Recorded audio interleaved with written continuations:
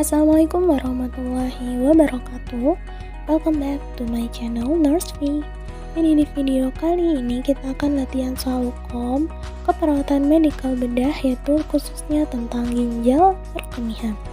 Jangan lupa bagi para calon nurse, persiapkan alat tulisnya ya. Soal pertama, seorang laki-laki usia 72 tahun diantar keluarga ke UGD dengan keluhan tidak nyaman dan tidak mampu BAK dalam 12 jam terakhir. Pasien sejak 1 tahun yang lalu telah didiagnosis BPH, namun menolak untuk tindakan operasi. Pertanyaannya, apakah hasil pengkajian terbaik yang menunjukkan distensi kandung kemih pada pasien tersebut? A. Pembengkakan di sekitar atas pubis. B. Bunyi pekak di kuadran kiri bawah. C. Nyeri tekan lepas di bawah simfisis. D. Keluarnya urin di meatus uretra. Ataukah D. Keluhan nyeri di daerah simfisis pubis. Ya, kira-kira jawabannya dari kelima pilihan ini yang benar adalah A. Pembengkakan di sekitar atas pubis. Jadi cara terbaik mengkaji distensi itu adalah memeriksa adanya pembesaran atau pembengkakan di atas pubis. Jadi pembengkakan itu sendiri menunjukkan adanya distensi. Next, soal nomor 2. Seorang laki-laki berusia 39 tahun dirawat di ruang HD dengan keluhan sesak nafas dan demam. Hasil pengkajian didapatkan data pasien menjalani HD 2 kali per minggu sejak 2 tahun lalu.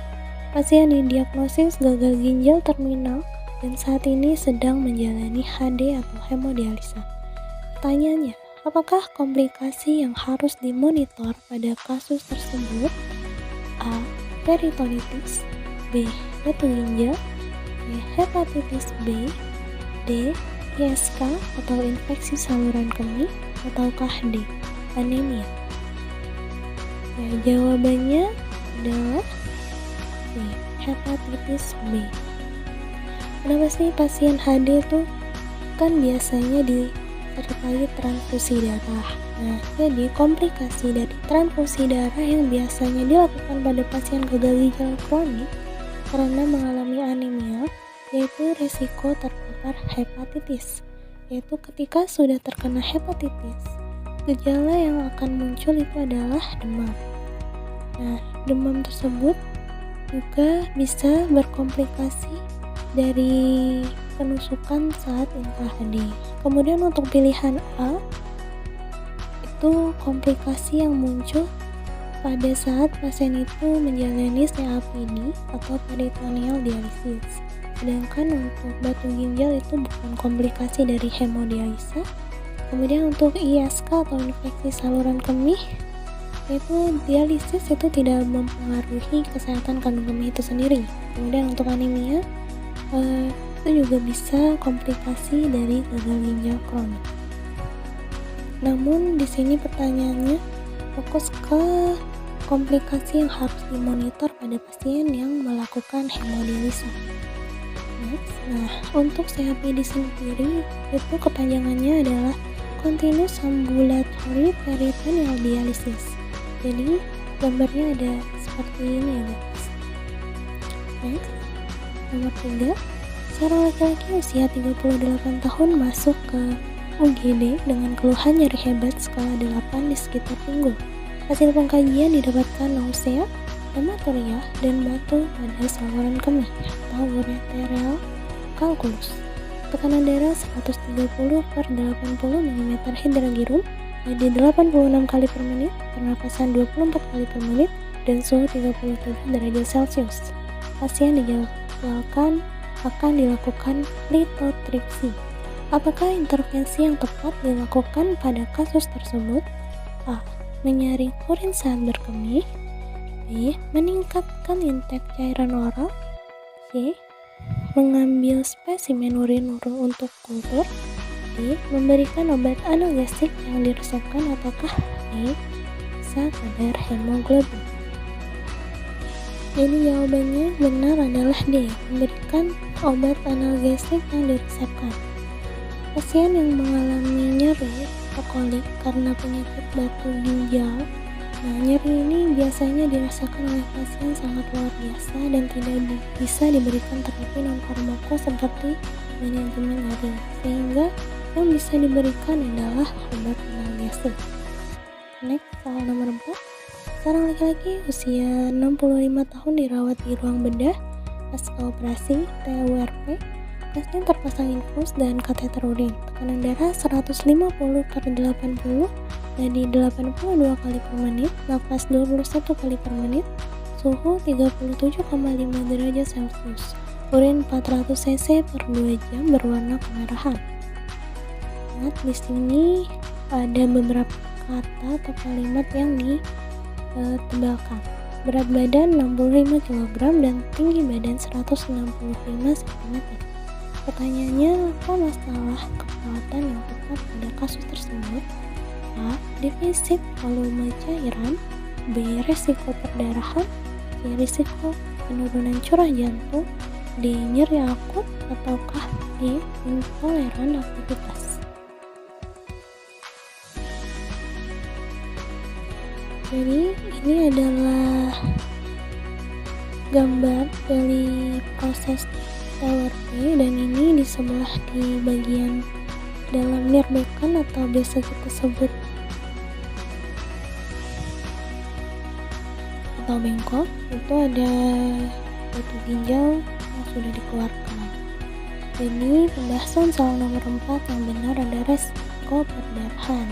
Jadi post TURP atau post-stroke itu sering terjadi perdarahan karena vena dan perdarahan mengalir dari arteri kecil pada area lokasi. Sedangkan untuk pilihan A, defisit volume cairan, post-stroke justru dilakukan spooling kateter, yaitu memasukkan cairan NaCl itu bisa masuk melalui jaringan yang terbuka, namun dapat menyebabkan risiko hipervolemi. Kemudian untuk pilihan risiko penurunan curah jantung itu bisa saja karena adanya sindroma TUR, tapi data di kasus itu tidak mendukung. Sedangkan untuk nyeri akut itu pada saat post-op masih dalam pengaruh anestesi. Jadi tidak ada data pasien mengalami nyeri pada kasus. Kemudian untuk pilihan B, intoleran aktivitas, juga tidak ada data yang menunjukkan. Next, lanjut soal nomor 5. Seorang laki-laki usia 67 tahun dirawat di ruang bedah pas pembedahan prostatectomy. Hasil pengkajian didapatkan data pasien terpasang kateter, tertarik kencang, dan diplaster di paha. Pasien mengeluhkan kondisi itu. Apakah tindakan yang tepat terhadap situasi pasien tersebut? A. Menjelaskan bahwa traksi membantu untuk mengontrol perdarahan. B. Kurangi tegangan kateter untuk mengurangi tekanan.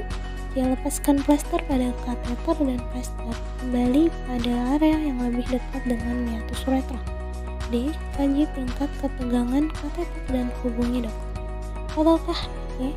Laporkan ke dokter yang melakukan pembedahan. Jadi jawabannya adalah A. Menjelaskan bahwa traksi atau penarikan di kateter tersebut membantu untuk mengontrol perdarahan. Jadi traksi kateter itu memang terpasang ketat, dan traksi itu membuat kateter tertarik sehingga balon menekan prostatik besar dan meningkatkan hemostasis serta menekankan pendarahan. Sedangkan untuk pilihan B itu tidak tepat karena dapat menyebabkan perdarahan dan harus mendapat evaluasi dari dokter. Kemudian untuk pilihan C itu tidak aman, dan untuk pilihan D dan E juga tidak tepat. Next, soal nomor 6. Seorang perempuan usia 52 tahun dirawat di ruang penyakit dalam dengan diagnosis gagal ginjal kronik.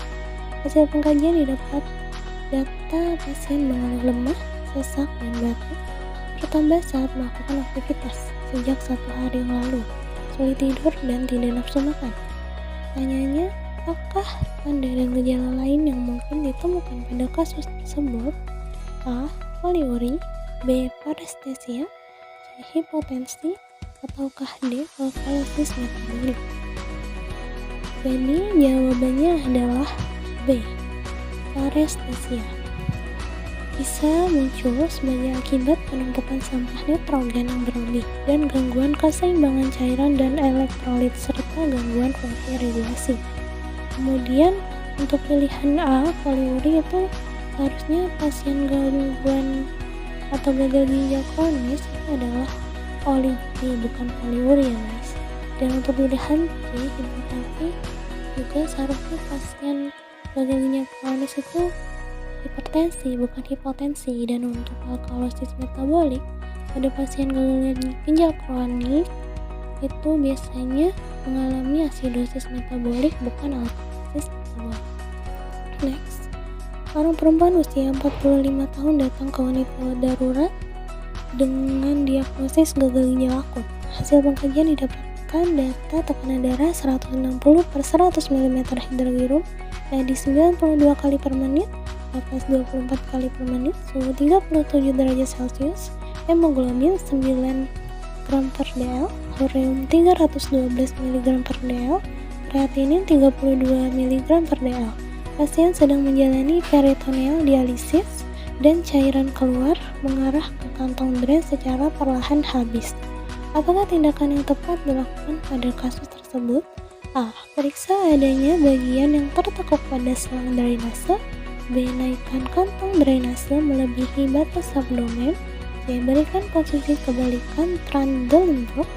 D. Minta pasien untuk batuk. Ataukah E. Berikan heparin pada cairan dialisis. Ya, jawaban yang benar adalah A. Periksa adanya bagian yang tertekuk pada selang drainase. Untuk pilihan B, menaikkan kantong drainase melebihi batas abdomen, justru harus diletakkan di bawah abdomen agar cairannya mengalir, bukan melebihi batas abdomen. Untuk yang C, memberikan posisi kebalikan Trendelenburg itu justru bisa menyebabkan distres nafas karena abdomen yang penuh dengan cairan dialisat itu dapat menekan diafragma. Jadi posisi terbalik adalah semi-fowler atau fowler. Kemudian untuk pilihan D dan E juga tidak tepat. Minta pasien untuk batuk itu hanya meningkatkan tekanan intraabdomen namun tidak membantu mengeluarkan cairan drainase. Berikut gambar dari proses hemodialisis dan peritoneal dialisis.